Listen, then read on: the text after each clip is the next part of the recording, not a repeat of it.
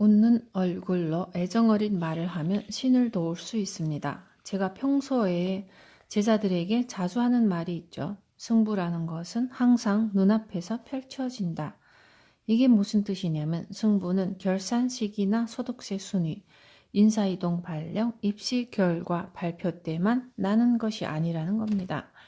즉 살아가는 매 순간 승부가 펼쳐진다는 뜻입니다.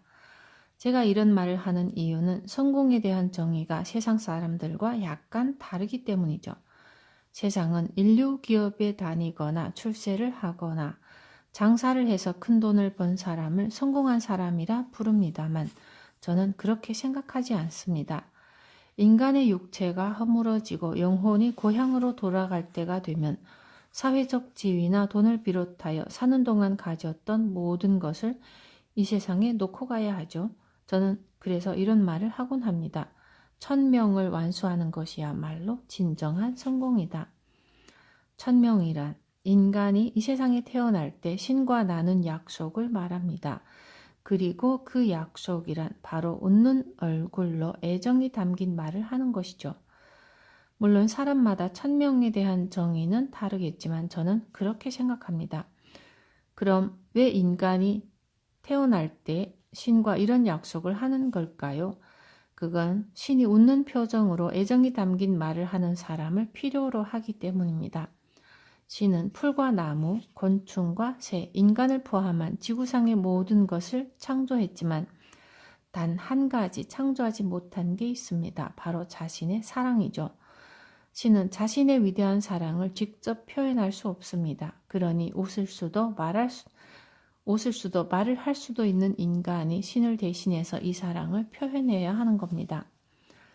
아마도 인간이 이 세상에 태어날 때 신이 이런 부탁을 했겠죠.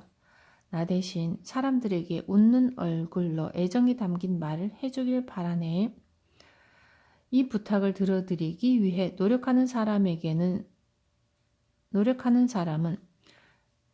이 부탁을 들어드리기 위해 노력하는 사람은 신에게 도움을 주는 사람이니 당연히 신도 그 사람의 꿈이 이루어지게 도와줄 겁니다. 저에게 있어 신은 구걸의 대상이 아닙니다. 저는 오히려 내가 어떻게 하면 신을 도울 수 있을까 하고 생각합니다.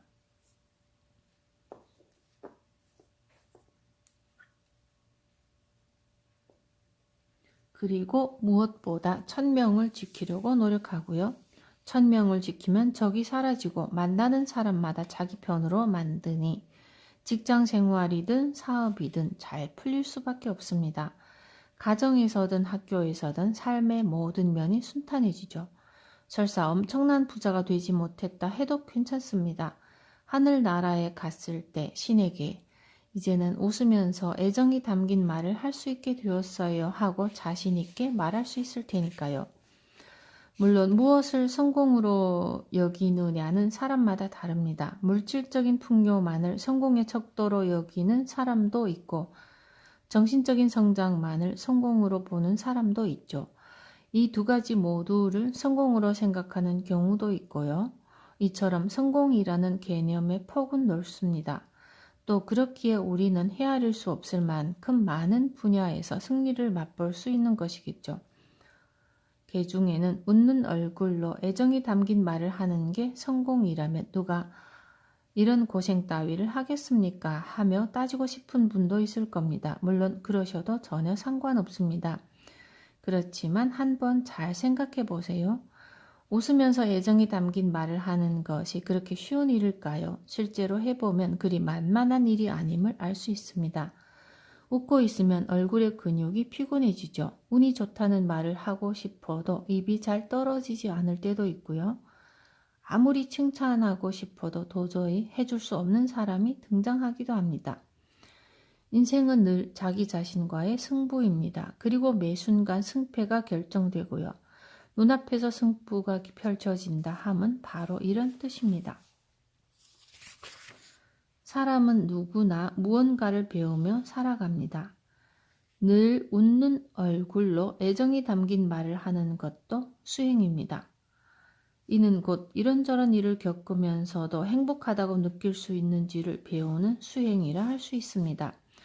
저는 정말로 스스로를 운이 좋은 사람이라고 생각합니다. 허름한 분식집에서 점심을 먹더라도 최고급 식당에서 프랑스 요리를 먹는 것만큼 행복을 느낄 수 있죠. 또 커피 한 잔을 마시더라도 원두를 재배하는 사람들의 밝은 표정을 떠올리며 나도 그분들에게 도움을 주고 있구나 하고 기뻐할 수 있습니다. 이런 긍정적인 성격을 갖게 된 것도 운이 좋다고 할 수 있겠네요. 제가 이런 말을 하면 저에게는 사이토 씨와 같은 감정이 없어서요 라고 대꾸하는 사람도 있는데 과연 정말로 그럴까요? 감성이라는 것은 서서히 갖고 나가는 겁니다. 예를 들어 식사를 할 때 식탁 위에 밥 한 공기와 김치, 생선 한 마리만 올라왔다고 칩시다. 이게 뭐야 하고 불평할 수도 있겠지만 쌀을 만드는 사람이 있기 때문에 밥 한 공기라도 먹을 수 있는 겁니다. 아시다시피 쌀이라는 것은 손이 굉장히 많이 가는 작물이죠. 따라서 당신 앞에 놓인 밥 한 공기는 이 세상에 당신을 대신해서 논밭을 일구고 물을 대고 벌레를 제거하는 작업을 해주는 사람이 있음을 의미합니다. 먹는 것은 쉬워도 먹을 수 있는 밥을 만들기까지의 과정은 결코 간단치 않습니다. 김치와 생선도 마찬가지고요. 수많은 사람의 손길을 거친 음식이 눈앞에 몇 개나 있다는 것 자체가 얼마나 대단한 사실인지를 깨닫는 것만으로도 그 식사는 더없이 호화로운 만찬이 될 수 있습니다. 이처럼 감성이 풍부하다 함은 이 세상에는 만만한 일이 없다는 사실을 받아들인다는 것을 의미하기도 하죠. 물론 세상에는 다양한 사람들이 있으니 이런 사실을 받아들이지 않는 분들도 있겠죠. 하지만 인간이라면 살아가는 동안 반드시 뭔가를 배우게 되어 있습니다. 따라서 꼭 제 말에 동의하기보단 언젠가는 이런 이치를 깨닫게 될 거라는 믿음으로 지금 주어진 삶을 살아가시기 바랍니다. 심지어 이번 생애에 깨닫지 못해도 괜찮습니다. 어떤 사람이 이런 말을 하더군요. 인간이라는 존재는 10만 번을 다시 태어난다고요. 때문에 10만 번의 삶 중에서 깨닫지 못하는 삶도 몇 번 있을 수 있는 겁니다.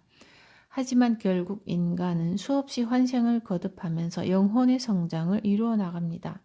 다시 말해 모든 인간이 성공의 길을 끊임없이 걸어가고 있다는 사실 자체는 변하지 않는 겁니다. 어느 쪽이 옳은가 보다 어느 쪽이 즐거운가를 따지세요. 친구와 같이 사우나에 갔을 때의 일입니다. 거기서 마사지를 받았는데 마사지를 하는 사람이 친구의 얼굴을 보고 할리우드 스타를 닮았다고 하더군요. 친구는 이제까지 그런 말을 들어본 적이 없었기 때문에 굉장히 기뻐했고요.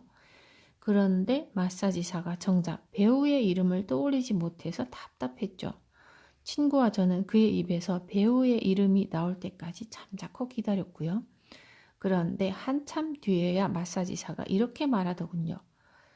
그 목에 나사가 박힌 사람 있잖아요. 이름이 뭐였더라? 결국 프랑켄슈타인을 닮았다는 말이었죠. 이 말을 들은 제 친구는 그냥 웃어넘기긴 했지만 얼굴에는 실망하는 기색이 역력했습니다. 물론 그 사람 눈에는 실제로 그렇게 보였으니 생각한 대로 말을 뱉은 것일 테죠. 자신이 느낀 그대로를 솔직하게 말했으니 거짓말도 아니고 바른 말을 한 것입니다. 하지만 바른 말을 했기 때문에 제 친구는 실망한 셈이죠. 그래서 저는 평소에 이렇게 말합니다. 어느 쪽이 옳은지를 따질 게 아니라 어느 쪽이 더 즐거운지를 기준으로 삼으세요. 단 분명히 짚고 넘어가야 할 점이 있습니다. 제가 말하는 즐거움이란 카드 한도도 생각하지 않고 카드를 계속 긁어대는 쇼핑에서 얻는 즐거움이 아니고요. 그렇게 아무 생각 없이 카드를 긁다가는 얼마 후에 틀림없이 산더미 같은 청구서가 날아오겠죠? 이래서야 하나도 즐겁지 않을 거고요. 회사에 출근하지 않고 집에 있는 게 즐겁다고 무단결석을 하는 것도 즐거운 일일까요? 요즘처럼 취업이 힘든 때에 그런 짓을 했다가는 틀림없이 회사에서 잘리고 말 겁니다. 그 하루는 즐거울지 몰라도 결국 실직자가 되면 결코 즐겁지 않겠죠. 제가 말하는 즐거움이란 그 순간 반짝하는 그런 즐거움이 아닙니다. 이를 자세히 설명하려 하면 상당히 어려워질 것 같으니 나머지는 여러분 각자의 판단에 맡기도록 하고 다시 본래 하던 얘기로 돌아가 보시죠. 다시 말하자면 어떻게 하면 옳은가 보다 어떻게 해야 즐거워질 수 있을까를 기준으로 삼고 행동하면 그 자리에 있는 모든 사람이 즐거워질 수 있습니다. 그럼 그 마사지사는 뭐라고 해야 했을까요? 거짓말이라도 상관없으니 브래드 피트를 닮으셨네요 라고 했다면 더 좋았겠죠. 아니면 지금은 잘 떠오르지 않지만 다음에 오실 때까지는 생각해 둘게요 라고 했더라도 충분했을 겁니다. 이렇게 말했더라면 상대방의 마음에 상처를 주지 않고도 모두가 즐거운 한때를 보낼 수 있었을 겁니다. 불길한 숫자도 생각하기 나름입니다. 일본인들은 흔히 숫자 4와 9를 기피하는 경향이 있는데 이와 달리 저는 이 숫자들을 애지중지합니다. 예전에 이들 숫자가 등장하는 재밌는 꿈을 꾼 적이 있거든요.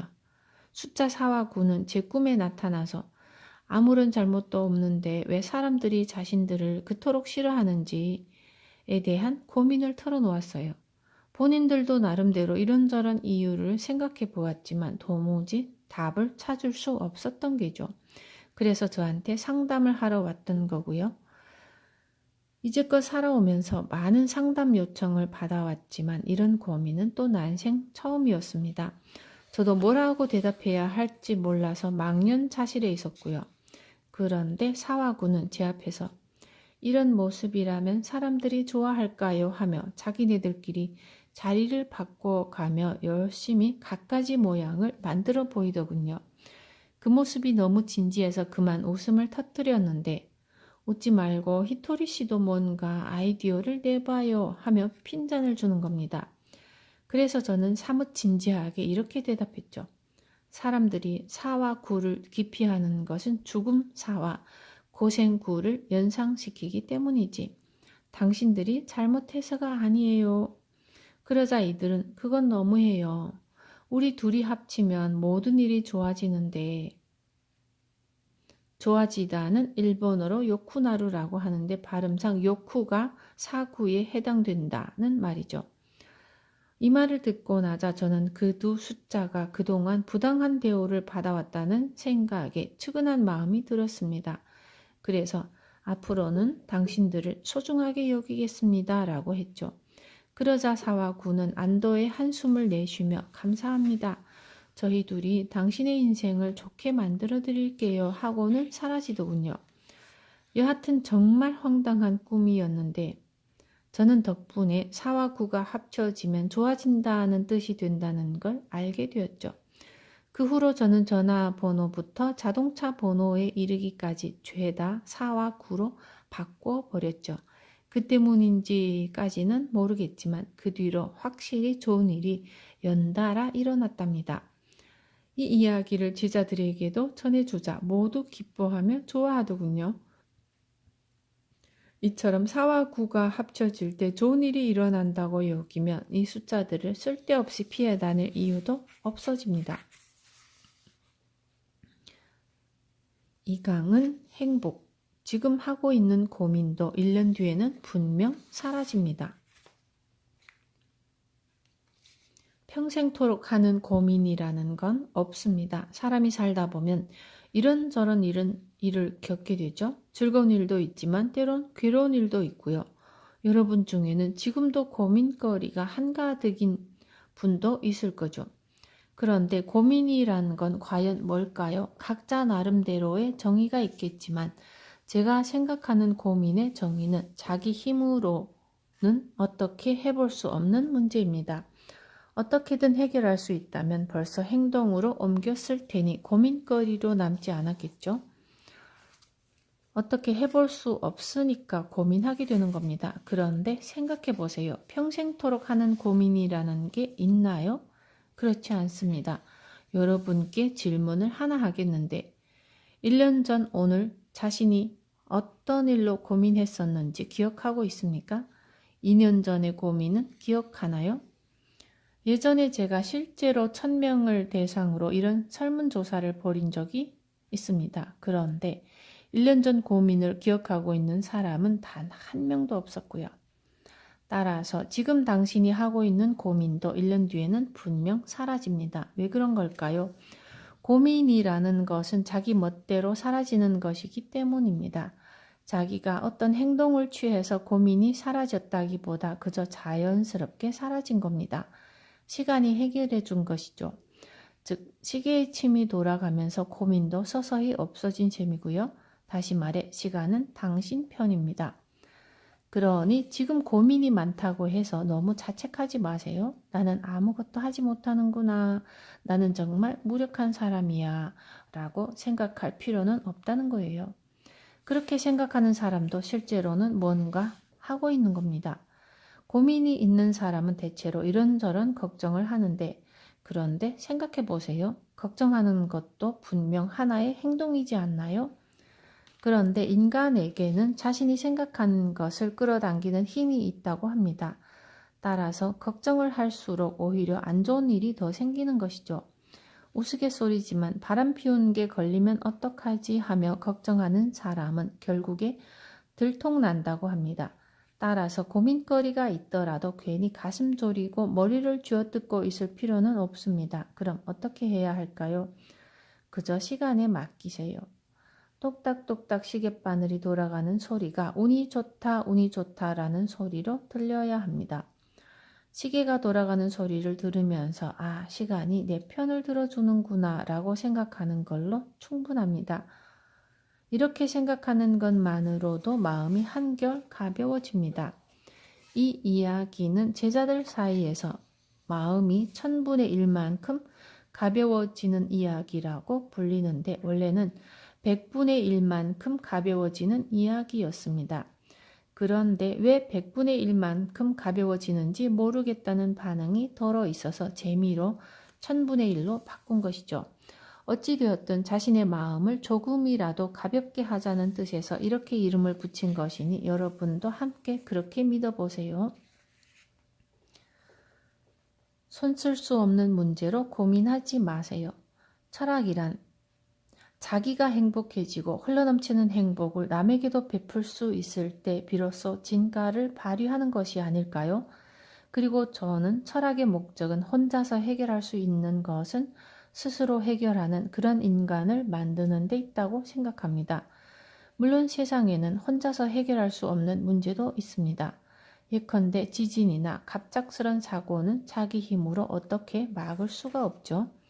길을 가는데 갑자기 무언가가 머리로 날아오는 일도 마찬가지고요. 살아가면서 이러한 사고는 피할 수가 없고 언제 닥칠지도 모르니 딱히 대처 방법이 있는 것도 아니지만 전혀 방법이 없는 것도 아니랍니다. 그럼 이를 해결하는 방법은 뭘까요? 도저히 손을 쓸 수 없는 문제에 대해서는 더 이상 고민하지 않으면 됩니다. 자꾸 고민하니까 괴로운 겁니다. 고민하지 마세요. 그러면 괴롭지 않습니다. 그리고 여기에 철학이 필요합니다. 제 말을 오해하면 안 되는 것이 철학이 무조건 현실 도피의 수단이 되어야 한다는 건 아닙니다. 자신이 해결할 수 있는 문제는 다 해결하고 난 다음에 현실을 직시하자는 겁니다. 저는 이러한 철학을 가진다면 어떤 분야에서든 성공할 수 있다고 생각합니다. 사업을 할 때도 마찬가지고요. 아무리 불황이 닥쳐도 어떤 상황에 부닥치든 행복하게 생각하자는 마음가짐을 갖는다면 고객을 즐겁게 만들 수 있습니다. 늘 긍정적으로 생각할 수 있다면 비록 뒷골목에 조그만 가게를 열었다 해도 뒷골목만이 풍길 수 있는 분위기를 활용해서 고객을 끌어모아 보자라는 생각을 하게 될 것이고 장소를 100% 활용할 수 있는 지혜도 떠올리게 될 것입니다.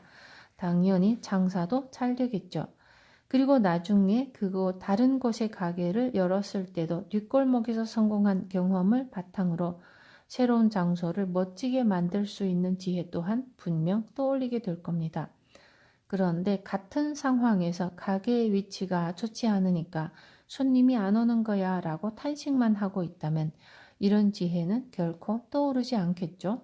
설사 다른 곳으로 장소를 옮긴다 해도 상황이 좋아질 리는 없을 테고요. 그래서 저는 사업에 있어서도 철학을 중시합니다. 그리고 앞으로도 철학을 계속해서 강조할 생각이고요.